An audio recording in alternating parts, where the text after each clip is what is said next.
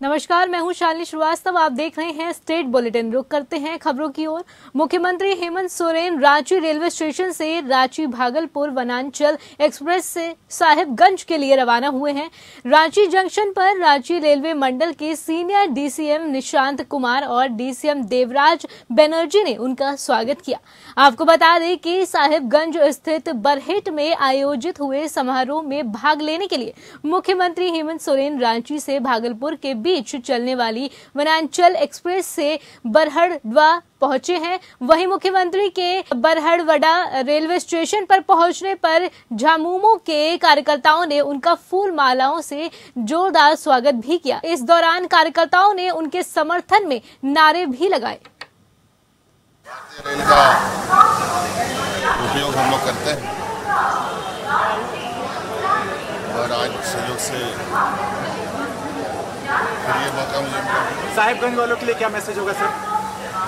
साहिबगंज हम जाहिर है, वहाँ बहुत सारी चीज़ें हैं जो वहाँ लोगों को बताया तो जाता है, वहाँ के लोगों को अच्छा लगता है। सर, वंदे भारत ट्रेन का बड़ा चर्चा हो रहा है सर। अभी देखिए, हम चाहेंगे कि जो इतने पुराने 100 वर्षों से भी पुराना जनता की सेवा में भारतीय रेल की भूमिका है, उसमें कुछ बदलाव तो होनी चाहिए।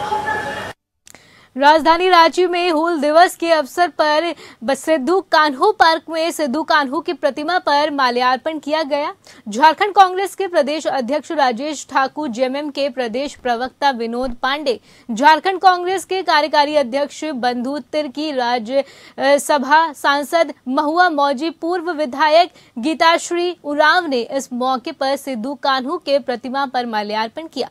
माल्यार्पण के बाद झारखंड कांग्रेस के कार्यकारी अध्यक्ष राजेश ठाकुर ने कहा, सिद्धू कान्हू के मार्ग पर हम सभी को चलना चाहिए। उनके सपनों का झारखंड हम लोग को बनाने का प्रयास करना चाहिए। वहीं उनके योगदान को कभी भी नहीं भूला जा सकता है। वहीं महुआ मांझी ने भी सिद्धू कान्हू को याद किया और कहा कि राज्य में जो आदिवासी समाज की हिस्सेदारी होनी चाहिए, उन्हें और आगे बढ़ाने की जरूरत है।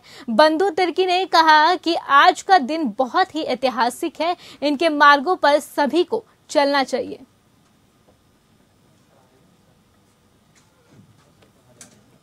मुख्यमंत्री जी भोगनाडीह गए हैं और वहां पर पार्टी के सभी स्तर के कार्यकर्ता इकट्ठा हुए हैं और हूल दिवस के दिन वहां पर सिद्धू कान्हू, चांद भैरव, फूलों झानों को श्रद्धांजलि दी जा रही है। और आज हम लोग भी इस सिद्धू कान्हू पार्क में सिद्धू कान्हू जी को, चांद भैरव जी को, फूलो झानो जी को हम लोगों ने श्रद्धांजलि दी है। और जिस तरह से इन लोगों के नेतृत्व में क्रांति हुई थी, हक अधिकार की लड़ाई को हम लोगों ने लड़ा है, निश्चित रूप से उन्हीं के पद चिन्हों पर हम लोग चल रहे हैं। और इस राज्य में खास करके जल, जंगल और जमीन की लड़ाई है, हक अधिकार की लड़ाई है। उस लड़ाई को हम लोग गुरु जी के नेतृत्व में, हेमंत जी के नेतृत्व में आगे बढ़ाएंगे और आने वाले दिनों में जो इनके सपने अधूरे रहे हैं उसको पूरा करने का संकल्प हम लोग यहाँ से लेकर के जा रहे हैं। देखिए, महामहिम राज्यपाल जो उनका अपने जिम्मेवारी है वो जिम्मेवारी करे, सरकार को बताए, बुला के अगर ऐसी बात है तो सुझाव दे। अब अखबार में बने रहने के लिए, अपने लोग ये हासिल करने के लिए एक तरफ अपना लोकप्रियता ही करने, हालांकि महामहिम है, उसकी लोकप्रियता की बात मैं क्या कहूँ, लेकिन तब है कि आप जिस चीज को कह रहे हैं, भाई आप सरकार को समय समय पर सलाह दें तो आप सलाह दें उसको। लेकिन जिस तरह से आप पब्लिक मीडिया में आप जा करके ये कह रहे हैं, जिन बातों को बोल करके आ रहे हैं, क्या इन चीजों को आप पूरा कर रहे हैं, उसको करना तो सरकार को ही है पूरा। तो एक तरफ से कहें कि चुनाव है तो चुनाव को इंस्ट्रूमेंटल रूप से भारतीय जनता पार्टी उसको। राजधानी रांची स्थित कांग्रेस प्रदेश कार्यालय में हूल दिवस के अवसर पर कांग्रेस प्रदेश अध्यक्ष राजेश कुमार ठाकुर संग सभी कांग्रेस कार्यकर्ता सिद्धू कान्हू के फोटो पर माल्यार्पण कर उन्हें श्रद्धांजलि अर्पित किया। वहीं कांग्रेस प्रदेश अध्यक्ष ने कहा कि हूल दिवस पर 30,000 से अधिक आदिवासियों के बलिदान को याद किया जाता है, जिन्होंने अंग्रेजी शासन का नींव हिला दिया था। झारखंड के संथाल परगना में आदिवासियों ने अंग्रेजों के खिलाफ विद्रोह किया था। वहीं बोग नाडीर के सिदो कान्हू, चांद भैरव और फूलो झानो इन 6 भाई बहनों ने तीर धनुषों से अंग्रेजों के साथ मुकाबला किया था। काम कर रहे हैं। आपने देखा जिस तरह से इन्होंने अंग्रेजी हुकूमत के खिलाफ लड़ाई लड़ी, जो उनकी नीति थी फूट डालो और शासन करो, उसके खिलाफ आवाज उठाई। आज फिर से एक बार ये देखने को मिल रहा है कि फूट डालो और शासन करो की बात हो रही है। तरह तरह की बातें करके कहीं न कहीं लोगों को आपस में लड़ाने का काम हो रहा है। तो ऐसे समय में हमको इनको नमन करते हुए संकल्प लेना है और हमें उस लड़ाई को अंजाम तक पहुंचाना है जो इन लोगों ने आज़ादी दिलाने का काम किया था। और जल जंगल जमीन की जो लड़ाई है उसको भी जारी रखते हुए, जिस तरह से आप देखते हैं खबरें आती है किस तरह से जमीनें लूटी जा रही हैं, उसका भी ध्यान रखते हुए हम लोग को आगे बढ़ना है। बिरसा मुंडा सेंट्रल जेल के अधीक्षक हामिद अख्तर से आज ईडी कार्यालय में पूछताछ की गई। ईडी ने जेल में मनी लॉन्ड्रिंग के आरोपियों को मिल रही सुविधाओं सहित सीसीआरवी के मुद्दे पर बिरसा मुंडा सेंट्रल जेल के अधीक्षक हामिद अख्तर से पूछताछ की है। ईडी को सूचना मिली थी कि मनी लॉन्ड्रिंग के आरोपियों ने जेल में जश्न मनाया है। इसकी जांच के लिए ईडी ने जेल से सीसीटीवी फुटेज की मांग की थी। ईडी कोर्ट में इस मुद्दे पर सुनवाई के बाद सीसीटीवी फुटेज ईडी को देने का निर्देश दिया था, लेकिन अब तक ईडी को सीसीटीवी फुटेज नहीं मिला है। वहीं पिछले दिनों मनी लॉन्ड्रिंग के आरोपियों की रात के वक्त जेल में एक दूसरे से मिलने की सूचना के बाद ईडी ने कोर्ट की अनुमति से जेल में छापा मारकर सीसीटीवी फुटेज जब्त किया था। फुटेज की जांच से इसकी पुष्टि हुई है कि पावर ब्रोकर के रूप में चिन्हित प्रेम प्रकाश ने जेल में रांची के पूर्व उपायुक्त छवि रंजन से मुलाकात की थी। वहीं रात को दोनों की मुलाकात करीब 40 मिनट तक चली थी। छवि रंजन ने ईडी को बताया कि प्रेम प्रकाश खुद मिलने आया था।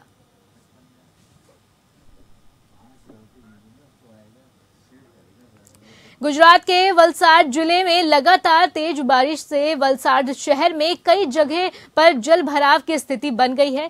40 गांव को जोड़ने वाला छिपावाड़ अंडर पास ब्रिज में कमर तक बरसाती पानी भर गया है।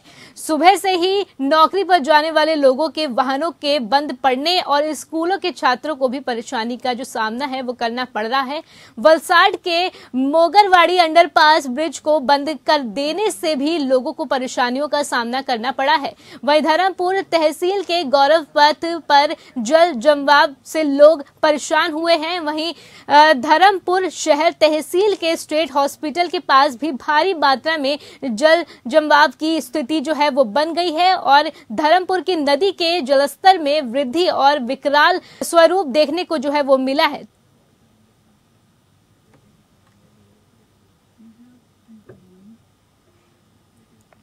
महाराष्ट्र के रायगढ़ जिले के पनवेल में सुबह से ही भारी बारिश हो रही है। पनवेल के कई इलाकों में बारिश होने के कारण मौसम ठंडा हुआ, लेकिन लोगों की जो परेशानी है वो भी बढ़ गई है। हालांकि पनवेल नगर निगम ने जल जमाव से निपटने के लिए पुख्ता इंतजाम किया हुआ है। रायगढ़ जिला प्रशासन ने ऑरेंज अलर्ट जारी कर दिया है। वहीं जल जमाव से निपटने के लिए पनवेल निगम की ओर से पानी के पंप लगाए गए हैं। मैं इस वक्त रायगढ़ जिले के पनवेल के सायन पुणे एक्सप्रेस हाईवे पर आप देख सकते हो, कल रात से जो धुआंधार बारिश बरस रही है। रायगढ़ जिले को ऑरेंज अलर्ट जारी किया है। पनवेल नगर निगम ने भी इसका पुख्ता इंतजाम किया है। सभी नागरिकों को कहा जाए कि अगर जरूरत हो तो बाहर निकले। कल रात से जो है ये बारिश धुआंधार बरस रही है। प्रशासन जो है अपनी तरफ से पूरा इंतजाम किया हुआ है। लुधियाना के पुलिस कमिश्नर दफ्तर के बाहर उस समय जबरदस्त हंगामा देखने को मिला जब एक बुजुर्ग महिला सिविल ड्रेस में तैनात कर्मचारी की चिल्लाते हुए पकड़ने की कोशिश की, लेकिन कर्मचारी भागकर ऑफिस में घुस गया। मीडिया कर्मियों के पूछने पर बुजुर्ग महिला ने बताया कि कर्मचारी ने उसके 6 लाख की संपत्ति को हड़प लिया है, लेकिन कहीं कोई सुनवाई नहीं हो रही है।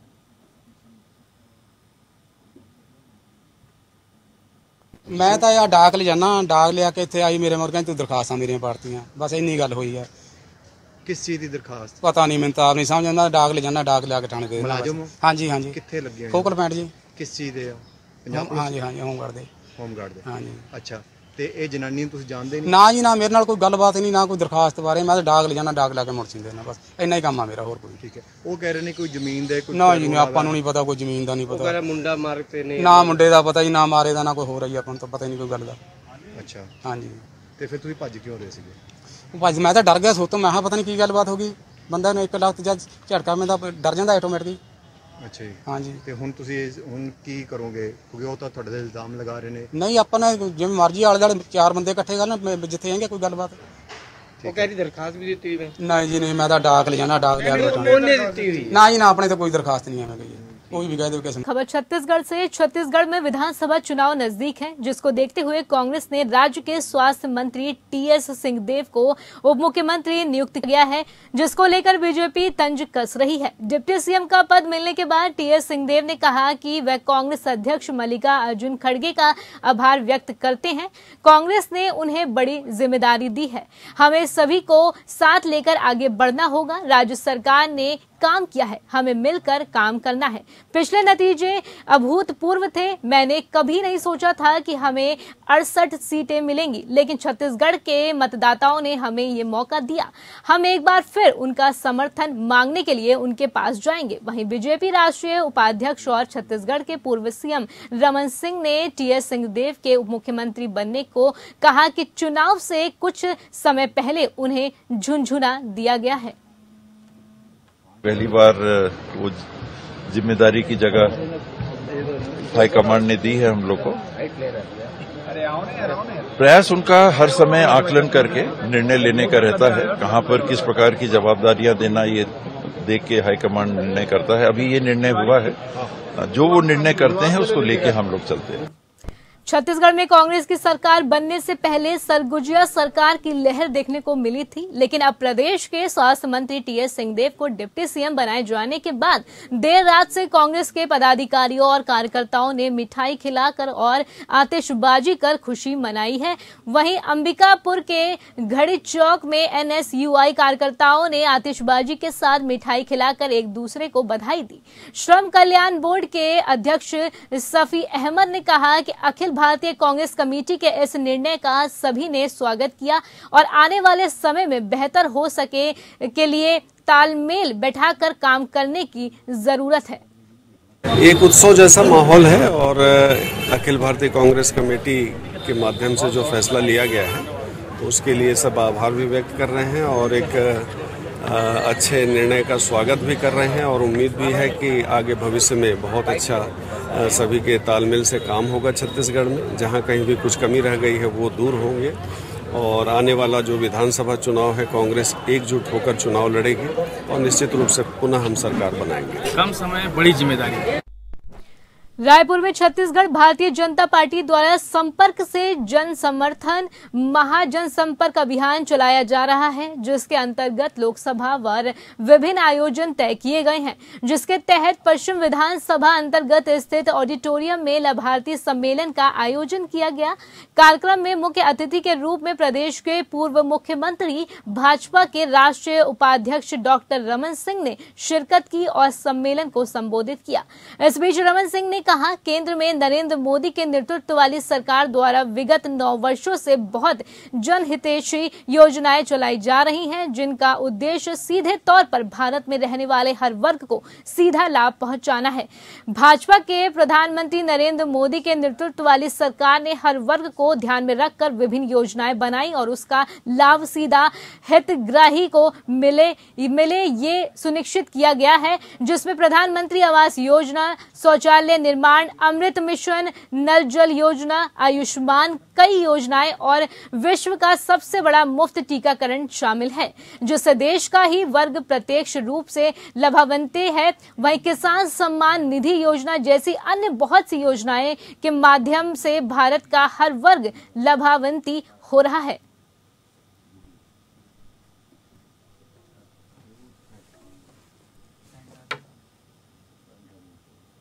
कैबिनेट मंत्री रुद्र गुरु आज डोंगरगढ़ पहुंचे, जहां कांग्रेस पार्टी के द्वारा आयोजित बूथ चलो अभियान कार्यक्रम में शामिल हुए। उन्होंने अझोली, कलकसा और शिवपुरी गांव के बूथों में जाकर पार्टी कार्यकर्ताओं से वो मिले हैं और आगामी विधानसभा चुनाव को देखते हुए कार्यकर्ताओं को आवश्यक दिशा निर्देश भी दिए। इस अवसर पर उन्होंने कहा कि कांग्रेस पार्टी जो कहती है वो करती है। जनता से किए 36 वादों में से 32 वादे पूरे किए गए हैं। मुख्यमंत्री भूपेश बघेल के नेतृत्व में वर्तमान में 52 योजनाएं संचालित की जा रही हैं, जिसका सीधा लाभ जनता को मिल रहा है। इस विभिन्न सभा चुनाव में 75 से अधिक सीटें कांग्रेस जीतेगी।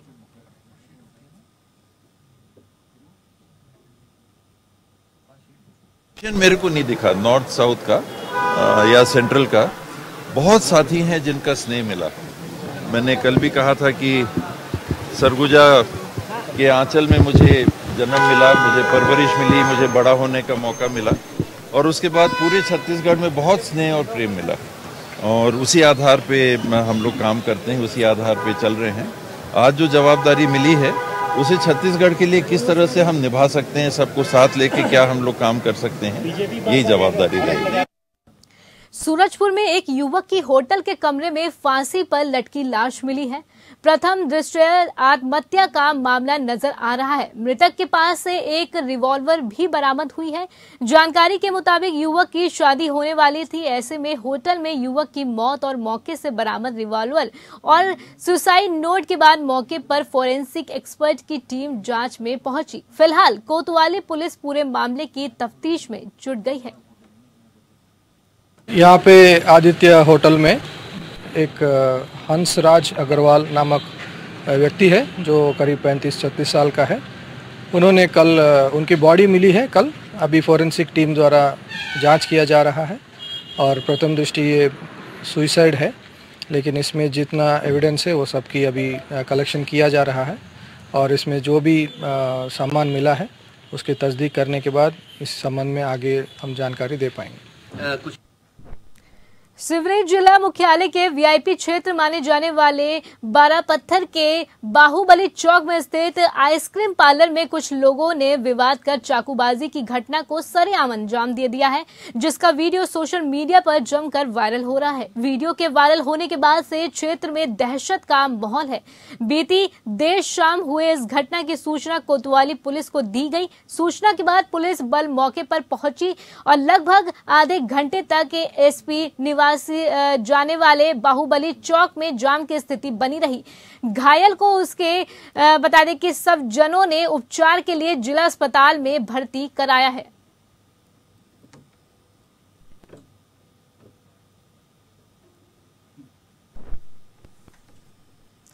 भारतीय टायर उद्योग की प्रमुख कंपनी और रेडियल टायर सेगमेंट में market leader JK tyre and industries limited ने मध्य प्रदेश के बानमोर में स्थित अपनी मैन्युफैक्चर फैसिलिटी के क्षमता विस्तार के पहले चरण के पूरे होने की घोषणा की है। इसका शुभारंभ मध्य प्रदेश के मुख्यमंत्री शिवराज सिंह चौहान द्वारा केंद्रीय कृषि एवं किसान कल्याण मंत्री नरेंद्र सिंह तोमर और केंद्रीय नागरिक उड्डयन व इस्पात मंत्री ज्योतिरादित्य सिंधिया की उपस्थिति में किया गया। इसका लगभग 1000 करोड़ रुपए के निवेश के साथ कंपनी ने पैसेंजर कार रेडियल यानी कि पीसीआर टायरों की बढ़ती मांग को पूरा करने के लिए अपनी मौजूदा बानमोर मैन्युफैक्चर फैसिलिटी में 2 चरणीय विस्तार की योजना बनाई है। पहले चरण के विस्तार में 312 करोड़ रुपए का निवेश शामिल था। जेके टायर अपने निवेश का है और विस्तार कर रहा है। लगभग 400 करोड़ के निवेश आज हो रहा है और कुल मिला के 1000 करोड़ रुपए का यह निवेश होगा और हमारे बच्चों को रोजगार के अवसर भी बढ़ेंगे। खुशी की बात यह है कि जेके टायर पूरी दुनिया में विशेषकर अमेरिका, मिडिल ईस्ट और कई देशों में जाता है, तो विदेशी मुद्रा भी हमारे पास आती है। मध्य प्रदेश में अब निवेश के अनुकूल माहौल है और लगातार निवेशक मध्य प्रदेश की तरफ आ रहे हैं। हमारा मुरैना, बामोर, ग्वालियर ये क्षेत्र भी अब निवेश की दृष्टि से तेजी से आगे बढ़ेगा। अटल एक्सप्रेस वे भी यहाँ हम लोग बना रहे हैं यह एक नई छलांग लगाई है। फिलहाल इस बुलेटिन में अभी बस इतना ही। आप मुझे दीजिए इजाजत। नमस्कार।